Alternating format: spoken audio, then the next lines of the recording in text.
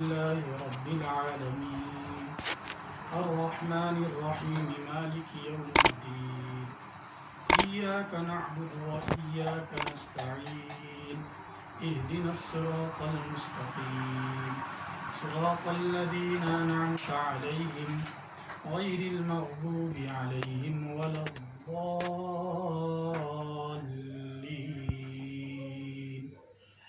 آمين۔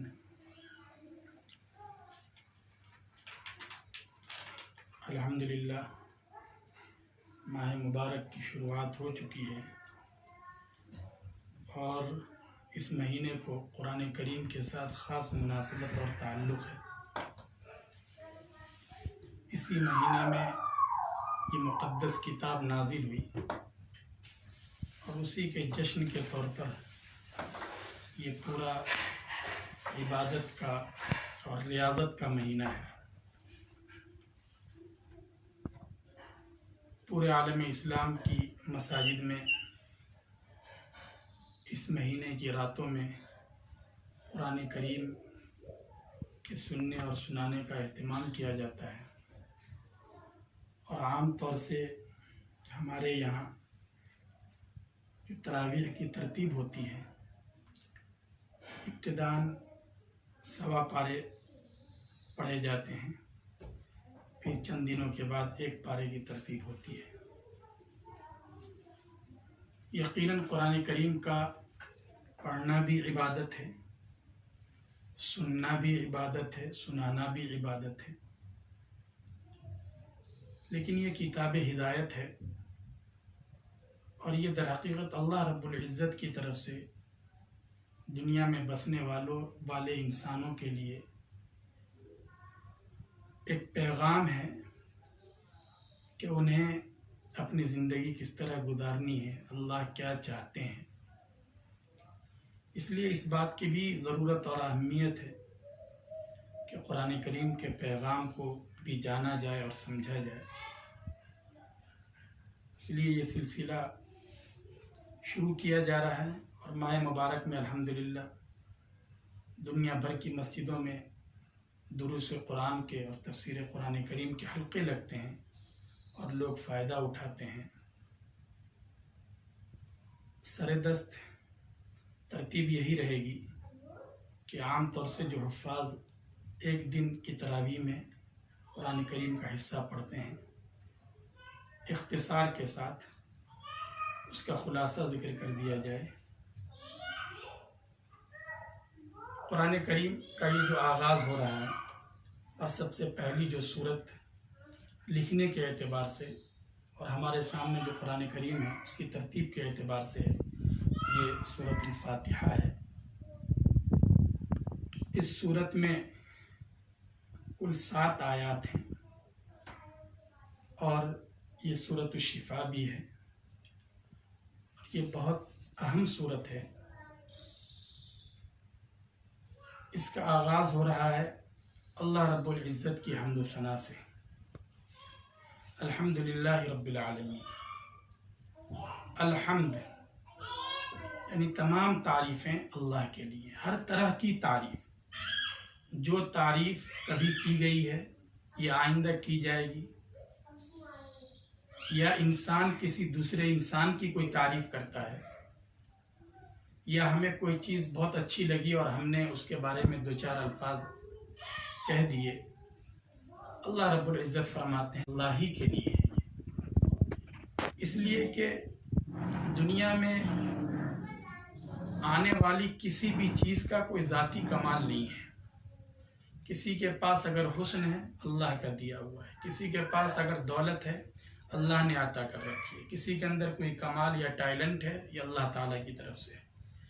تو یہ قرآن کریم کا جو آغاز ہو رہا ہے اور پہلا پیغام ہے کہ تعریف کا مستحق صرف اور صرف اللہ پاک ہے، اور اس سے توحید کی تعلیم دی گئی ہے کہ ہمیں مخلوق پرستی کے پیچھے نہیں پڑنا ہے۔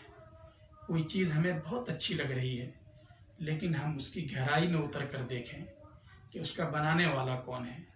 اللہ رب العزت نے اسے ایک شاہکار بنایا ہے، تو ہماری توجہ اللہ رب العزت کی طاقت اور اس کی خالقیت کی طرف ہونی چاہیے۔ الحمدللہ رب العالمین۔ اس کے بعد اللہ رب العزت کی چند صفات ذکر کی گئی ہیں کہ وہ سارے جہانوں کا رب ہے۔ یہ ربوبیت کا تذکرہ ہے، رب ہے۔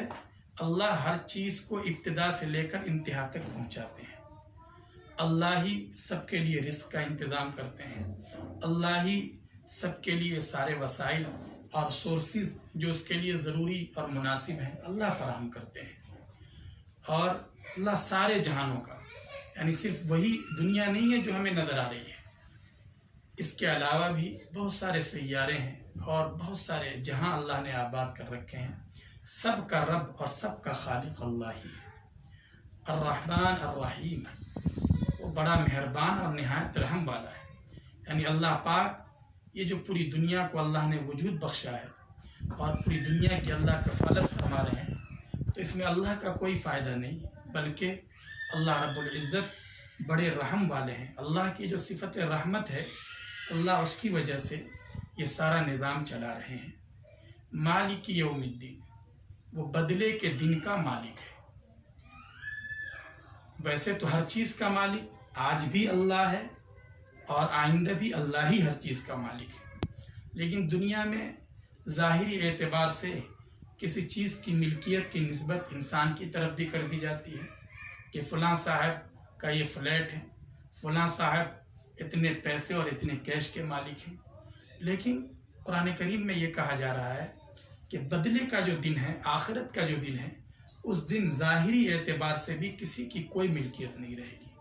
اس دن ملکیت اور پوری حاکمیت اور پوری قدرت صرف اور صرف اللہ رب العزت کی ہوگی۔ اور یہ بدلے کا دن ہے۔ یہ دنیا، یہ دار العمل ہے، عمل کی جگہ ہے۔ اللہ نے ایک ایسی جگہ اس کے علاوہ بنائی ہے جہاں خصوصیت کے ساتھ بدلہ دیا جائے گا۔ اس لیے دنیا میں اگر کوئی ناحق کام کرتا ہے، کوئی غلطی کرتا ہے، کوئی ظلم کرتا ہے، تو اسے اس خیال میں نہیں رہنا چاہیے کہ میرا تو کچھ نہیں بگڑ سکا۔ اس کو تیار رہنا چاہیے، ایک دن ایسا آنے والا ہے جس دن اسے اپنے ہر کیے ہوئے عمل کے بدلے کے لیے تیار رہنا چاہیے۔ ایاک نعبد و ایاک نستعین، اس میں اللہ کی عبادت کا تذکرہ ہے کہ جب اللہ ہی قابل تعریف ہے اور وہی رحمان اور رحیم ہے اور بدلے کے دن کا مالک بھی وہی ہے، تو ہمیں عبادت بھی اسی کی کرنی چاہیے۔ وہی عبادت کے لائق ہے، اسی سے ہر چیز میں ہمیں مدد مانگنی چاہیے۔ اہدنا الصراط المستقیم۔ اس کے بعد دعا ہے۔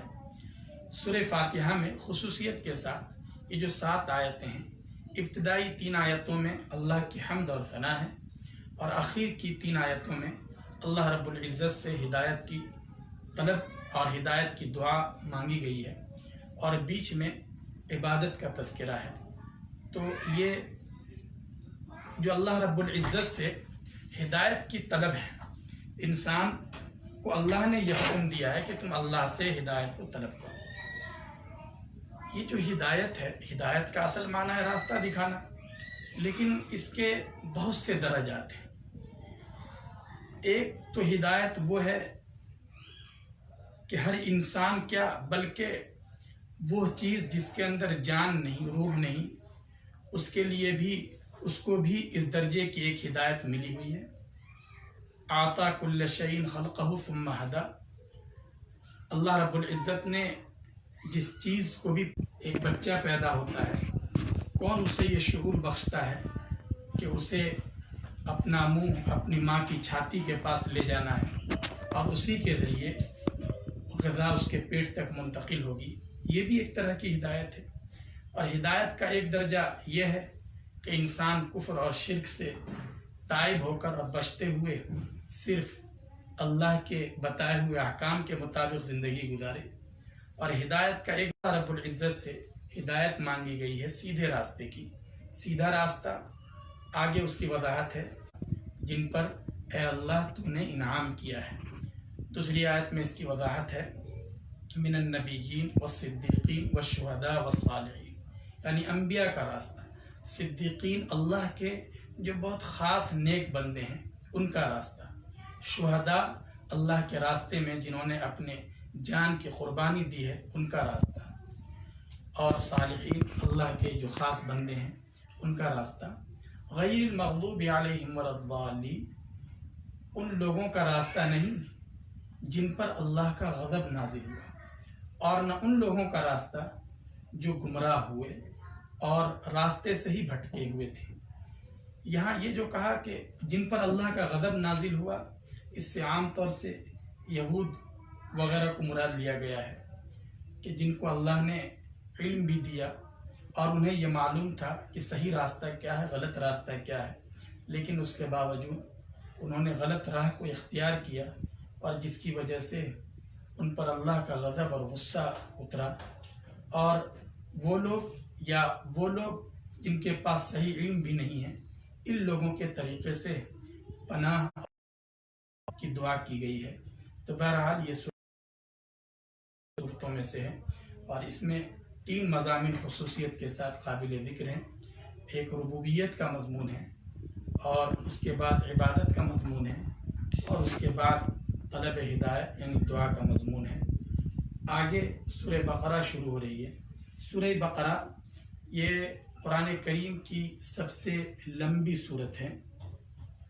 اس میں کل 286 آیتیں ہیں، اور مدینہ منورہ میں یہ صورت نازل ہوئی ہے، اور کئی سالوں تک اس کے نزول کا سلسلہ رہا ہے۔ چنانچہ اس کی ہی ایک آیت ہے وَاتَّقُوا يَوْمًا تُرْجَعُونَ فِيهِ إِلَى اللَّهِ، یہ بالکل آخر میں حجۃ الوداع کے موقع پر نازل ہوئی۔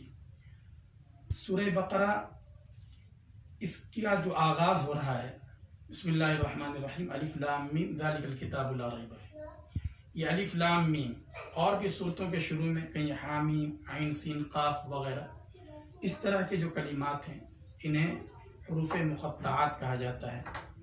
اور صحیح بات یہ ہے کہ اس کا صحیح معنی کیا ہے، حقیقی معنی کیا ہے، یہ صرف اللہ رب العزت کے علم میں ہے، یا اللہ رب العزت نے رسول اکرم صلی اللہ علیہ وسلم کو بتایا ہے۔ تو یہ کچھ راز کی چیزیں ہیں، اس لیے مفسرین نے بھی کہا ہے کہ بہت زیادہ ان کے سلسلے میں تہ تک جانے کی اور اس کے بارے میں کوشش کرنے کی ضرورت نہیں ہے۔ ذالک الکتاب لا ریب فیہ، یہ کتاب ہے جس میں کوئی شک اور شبہ نہیں ہے۔ سورہ فاتحہ میں دعا کی گئی ہے کہ اللہ ہمیں سیدھا راستہ عطا فرما، ہدایت عطا فرما۔ ہدایت ہے، تم اس کتاب پر عمل کرو، اس کے مطابق زندگی گزارو، یہی راہ ہدایت ہے۔ تو شک اور شبہ کی گنجائش نہیں ہے۔ ھدی للمتقین، تم نے ہدایت مانگی تھی، یہ کتاب ہدایت ہے ان لوگوں کے لیے جن کے دلوں میں اللہ کا خوف ہے اور جو واقعتاً ہدایت کے طلبگار ہیں۔ ان کی صفات آگے ذکر کی جا رہی ہیں، یعنی ہے یہ کتاب ہدایت سب لوگوں کے لیے، لیکن فائدہ انہی لوگوں کو ہوتا ہے جن کے اندر طلب اور تڑپ ہوا کرتی ہے۔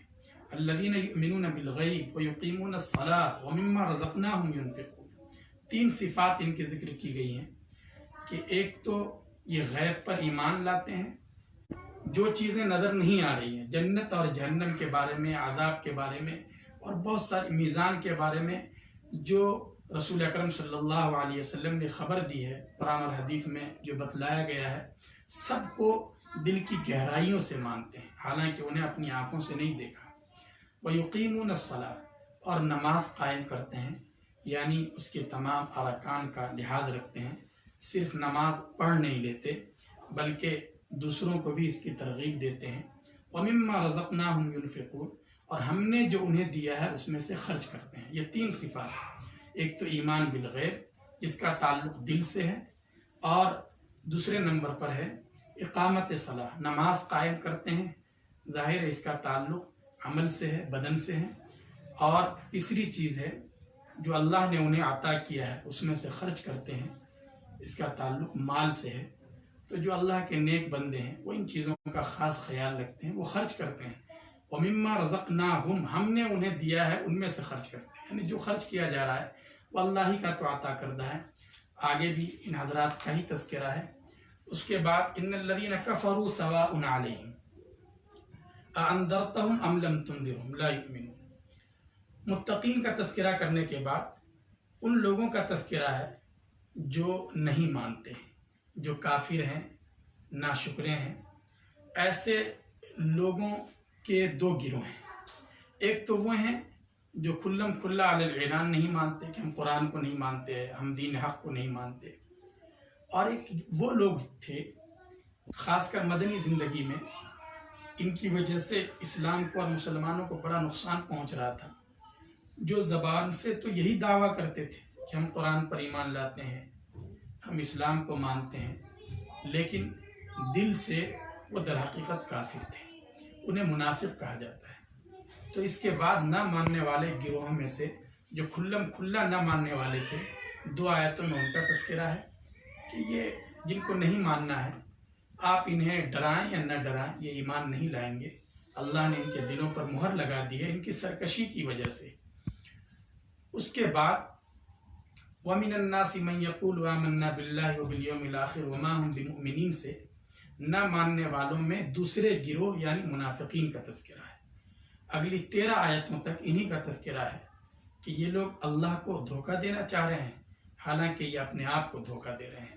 ان کے دلوں میں مرض ہے، اور ان سے جب کہا جاتا ہے کہ تم زمین میں فساد مت کرو تو کہتے ہیں کہ نہیں، ہم تو فساد نہیں کرتے، ہم تو اصلاح کرتے ہیں، ہم تو اچھے کام کرتے ہیں. اور ان سے مطالبہ کیا جاتا ہے آمنو کما آمن الناس، کہ تم اسی طرح ایمان لاؤ جیسے یہ حضرات ایمان لائے. یعنی یہ جو صحابہ کرام ہیں انہوں نے کتنی قربانی دے رکھی ہے، ایمان ان کے دل میں، دماغ میں، ہر چیز میں رچا بسا ہے. اس طرح ایمان لاؤ، صرف زبانی جماخر سے کچھ نہیں ہوگا. تو ان کا جواب بہت ہی بے تکا ہوتا ہے اور کہتے ہیں کہ یہ تو احمق ہیں، یہ نادان لوگ ہیں، ہم ان کی طرح ایمان لائیں. اور یہ منافقین بڑے ہی خطرناک ہیں. ادھر تو اس طرح کی باتیں کرتے ہیں، لیکن جب کافروں اور یہودیوں کے پاس جاتے ہیں تو وہاں یہ کہتے ہیں کہ ہم تو تمہارے ساتھ ہیں. تو اس طرح 13 آیاتوں میں ان کا تذکرہ ہے. اس کے بعد اللہ رب العزت نے ایک عمومی حکم فرمایا، یا ایھا الناس اعبدوا ربکم الذی خلقکم، اے لوگو اپنے اس رب کی عبادت کرو جس نے تم کو پیدا کیا ہے. اور اللہ نے اس کے بعد اپنی کچھ نعمتوں کا تذکرہ کیا ہے. ان نعمتوں کا تذکرہ چل رہا ہے. یہ جو کہا گیا کہ اس قرآن کریم میں کوئی شبہ نہیں ہے، اس پر کافروں کو ایک اعتراض یہ تھا کہ قرآن کریم میں بہت سی چیزیں سمجھانے کے لیے اللہ نے بہت حقیر سی چیزوں کو بھی ذکر کیا ہے. مثال کے طور پر مچھر کا تذکرہ ہے، اس طرح کی چیزوں کا. تو اس پر ان کافروں کو عجیب تعجب ہوتا تھا اور وہ اشکال کرتے تھے. اس کا جواب اللہ پاک نے دیا، ان اللہ لا یستحی ان یضرب مثلا ما بعوضۃ فما فوقها، کہ ظاہر ہے کہ جب ایک حقیر چیز ہے تو اس کو سمجھانے کے لیے دنیا کی مثال دینی ہے، بت پرستی کی حقارت کو اور اس کی کمینگی کو ثابت کرنا ہے، تو اس کی مثال کے طور پر بھی ایسی ہی حقیر چیز کو ہی ذکر کیا جائے گا. اور اللہ فرماتے ہیں کہ جب یہ قرآن کتاب ہدایت ہے اور یہ تبیین اور وضاحت کے لیے ہے تو اللہ کو اس میں کیا شرم اور حیا آئے گی کہ وہ مکھی کو مثال کے طور پر پیش کریں. اس لیے تمہارے فائدے کی جو چیز ہے اس چیز کو حاصل کرو. اور اس طرح اللہ تبارک و تعالیٰ کوئی جھجک یا کوئی حیا اور شرم محسوس نہیں کرتا. اس کے بعد فاسقین کا بھی تذکرہ ہے، اور جو اللہ کے عہد کو توڑتے ہیں اور جن لوگوں کے ساتھ صلہ اور تعلق جوڑنے کا حکم دیا گیا ہے ان سے تعلق توڑتے ہیں اور زمین میں فساد مچاتے ہیں. آگے اللہ پاک نے جن نعمتوں کا تذکرہ کیا ہے ان نعمتوں میں سے ایک تخلیق آدم ہے. اللہ نے حضرت آدم علیہ السلام کو پیدا کیا اور ان کے ذریعے پوری ذریت پھیلی اور یہ پوری کائنات سجائی گئی. اللہ نے تذکرہ کیا ہے کہ اللہ تبارک و تعالیٰ نے سب سے پہلے فرشتوں سے پوچھا اور کہا کہ میں چاہتا ہوں کہ روئے زمین پر میں اپنا ایک خلیفہ اور نائب پیدا کروں تاکہ وہ میرے حکم کو نافذ کرے، میری مرضی کے مطابق زندگی گزارے. فرشتوں نے جواب دیا کہ یہ لوگ دنیا میں فساد مچائیں گے، خون ریزی کریں گے، ہم آپ کی حمد اور آپ کی بڑائی بیان کرنے کے لیے کافی ہیں. اللہ رب العزت نے حاکمانہ جواب دیا، انی اعلم ما لا تعلمون، میں جو جانتا ہوں تم نہیں جانتے. اس کے بعد اللہ نے حضرت آدم علیہ السلام کو پیدا کیا، انہیں بہت ساری چیزوں کا علم دیا جن چیزوں کا علم فرشتوں کو نہیں تھا. اور اس طرح اللہ نے حضرت آدم کو ان فرشتوں پر عظمت اور برتری حاصل کی. اور پھر ایک موقع وہ آیا جب اللہ نے فرشتوں سے کہا کہ تم آدم کے آگے سجدہ کرو، جھک جاؤ، فرشتے ظاہر اللہ کے حکم کے تابع تھے، سب کے سب جھک گئے الا ابلیس، سوائے ابلیس کے۔ ابلیس نے کبر سے کام لیا اور اس نے کہا کہ میں آدم کو کیسے سجدہ کروں، آدم تو مٹی سے پیدا کیے گئے ہیں اور میں نار اور آگ سے پیدا کیا گیا ہوں۔ بہرحال اللہ رب العزت نے اسے راندہ درگاہ کر دیا۔ پھر اس کے بعد حضرت آدم علیہ السلام کی جو آزمائش ہوئی، جنت میں رہنے لگے، لیکن انہیں ایک خاص درخت کے پاس جانے سے منع کر دیا گیا۔ لیکن ایک موقع وہ بھی آیا جب کہ شیطان نے دلوں میں اس طرح کے وساوس ڈالے اور وہ اس درخت کے قریب تک پہنچ گئے، اور اس طرح اللہ رب العزت کے حکم کی خلاف ورزی ہو گئی، جس کے نتیجے میں اللہ تبارک و تعالیٰ نے حضرت آدم اور حوا کو عروہ زمین پر اتار دیا۔ ظاہر ہے کہ انبیاء جو ہیں معصوم ہوتے ہیں اور وہ جان بوجھ کر اس طرح غلطی کرنے سے محفوظ ہوتے ہیں، اور کبھی اس چوک ہو جاتی ہے یا اجتہادی غلطی ہو جاتی ہے، لیکن وہ جو چوک ہے اس کا بھی تعلق تبلیغ احکام سے نہیں ہوتا، تشریع سے نہیں ہوتا، شریعت کی چیزوں سے نہیں ہوتا، لیکن ان کی یہ چوک بھی اللہ رب العزت کے یہاں بڑی بات ہوتی ہے، اس لیے خصوصیت کے ساتھ اللہ تبارک و تعالیٰ کی طرف سے ان کی پکڑ ہوتی ہے، تو اس کا تذکرہ ہے۔ اس کے بعد آگے 77 آیتوں میں اللہ تبارک و تعالیٰ نے بنی اسرائیل کا تذکرہ کیا ہے۔ بنی اسرائیل یہ اس سے یہودی مراد ہیں۔ اسرائیل یعقوب علیہ السلام کا لقب ہے۔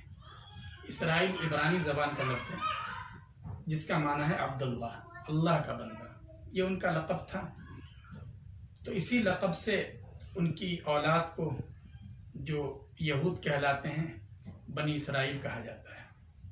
ان 77 آیاتوں میں اللہ تبارک و تعالیٰ نے بنی اسرائیل پر خصوصیت کے ساتھ اپنے انعامات کا تذکرہ کیا ہے۔ یہ بہت اہم قوم تھی۔ حضرت موسیٰ علیہ السلام جیسے جلیل القدر پیغمبر ان کی طرف نبی بنا کر مبعوث کیے گئے، تو اللہ تبارک و تعالیٰ نے پہلے اپنے انعامات کا تذکرہ کیا ہے کہ تمہیں ان نعمتوں کو یاد کرنا چاہیے جو ہم نے تمہارے اوپر کی، یعنی تمہارے آباء و اجداد پر کی، کہ تم کتنے پریشان تھے۔ فرعون نے تمہارا جینا دشوار کر رکھا تھا اور تمہارے بچوں کو وہ ذبح کر دیا کرتا تھا اور صرف عورتوں کو زندہ رہنے کی اجازت تھی، تم بہت پریشان تھے، لیکن اللہ نے کتنا فضل فرمایا، موسیٰ علیہ السلام کو نجات دہندہ بنا کر بھیجا اور وہ تمہاری پوری قوم کو لے کر سمندر کے پاس پہنچے، سمندر نے اللہ کے حکم سے راستہ دیا اور اس طرح تم فرعون کے مظالم سے بچ سکے۔ پھر جب وہاں فرعون سے نجات مل گئی تو اس کے بعد حضرت موسیٰ علیہ السلام کوہ طور پر تشریف لے گئے۔ اللہ تعالیٰ نے کتاب دینے کا وعدہ کیا تھا تاکہ اسی کے مطابق، اسی تورات کے مطابق لوگ زندگی گزار سکیں۔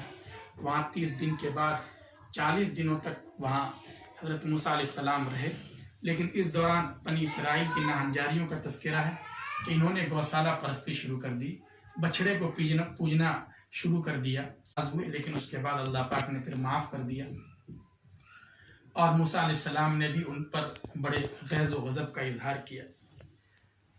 پھر آگے انہی کے کچھ احوال کا تذکرہ ہے کہ جب وہ موسیٰ علیہ السلام کے ساتھ گئے، اللہ تبارک و تعالیٰ کی طرف سے آواز آئی تو کہنے لگے نہیں، ہم تو جب تک اپنی آنکھوں سے، کھلی آنکھوں سے اللہ کو نہ دیکھ لیں ہم اس وقت تک نہیں مانیں گے۔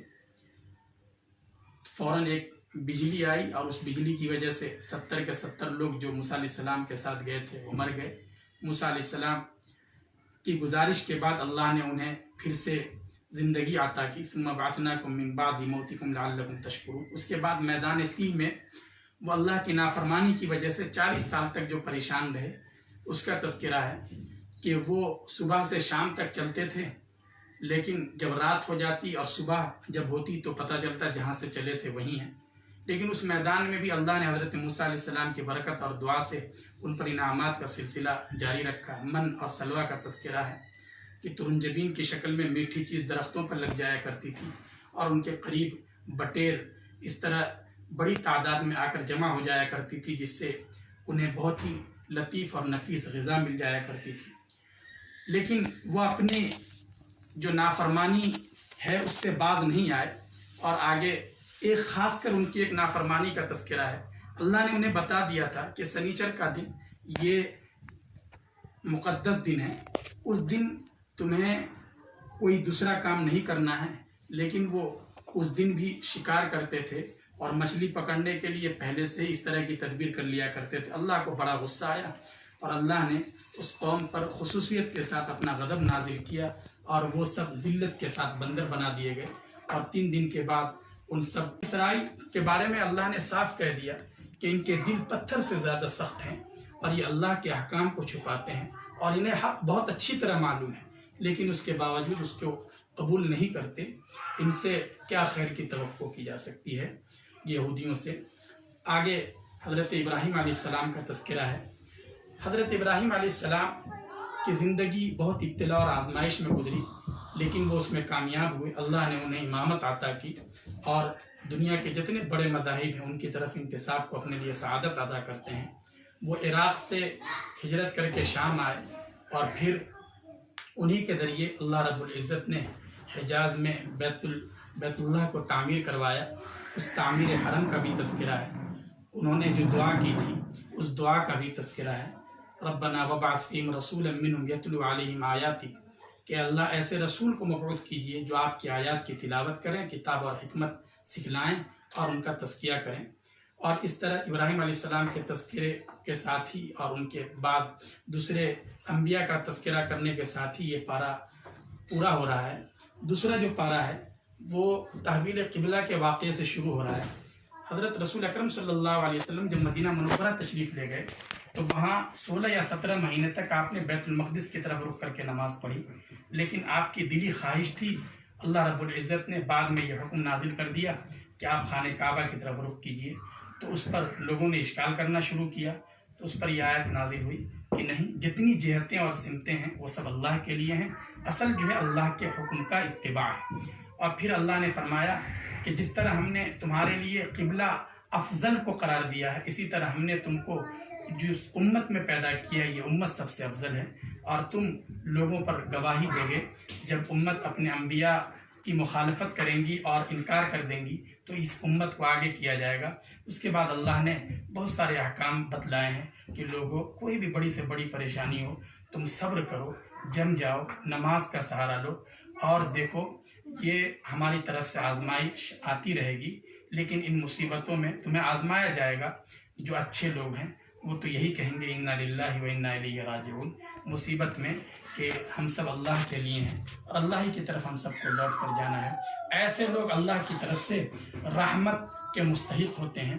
اس کے بعد صفا اور مروہ وغیرہ کا تذکرہ ہے کہ یہ سب اللہ کے شعائر میں سے ہیں اور اہم علامات میں سے ہیں۔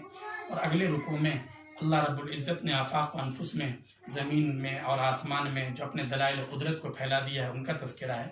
اور اس کے آخر میں جو آیات ہیں اس میں رزق حلال کا تذکرہ ہے اور چند چیزوں کو، جن چیزوں کو انہوں نے بہت سی چیزوں کو حرام کر لیا تھا، فرمایا کہ نہیں دیکھو ہم نے صرف مردار کو حرام قرار دیا ہے، خون کو حرام قرار دیا ہے، اور خنزیر کے گوشت کو اور اس کے سارے اجزاء کو حرام قرار دیا ہے، اور اسی طرح جو غیر اللہ کے نام پر جانور ذبح کیا جائے اس کو حرام قرار دیا ہے۔ ایسا نہیں ہے کہ تم اللہ کے حلال کردہ دوسری چیزوں کو بھی اپنے اوپر حرام کر لو۔ اس کے بعد اللہ نے فرمایا کہ دیکھو اللہ کے جو احکام ہیں، اللہ نے جو آیات جو عطا کی ہیں اور جو علم عطا کیا ہے، کبھی بھی ان کا کتمان نہیں ہونا چاہیے، ورنہ اللہ تبارک و تعالیٰ کی طرف سے بہت سخت پکڑ ہوگی جیسے کہ یہودیوں کے ساتھ اللہ کا معاملہ رہا، اور جو لوگ ضلالت اور گمراہی کے خریدار رہے اللہ ان سے بڑی ناراضگی کا اظہار کر رہے ہیں۔ تو یہ اللہ نے یہ کتاب برحق نازل کی ہے، اور جو لوگ اس کتاب میں بھی اختلاف کر رہے ہیں وہ کوئی اچھا کام نہیں کر رہے۔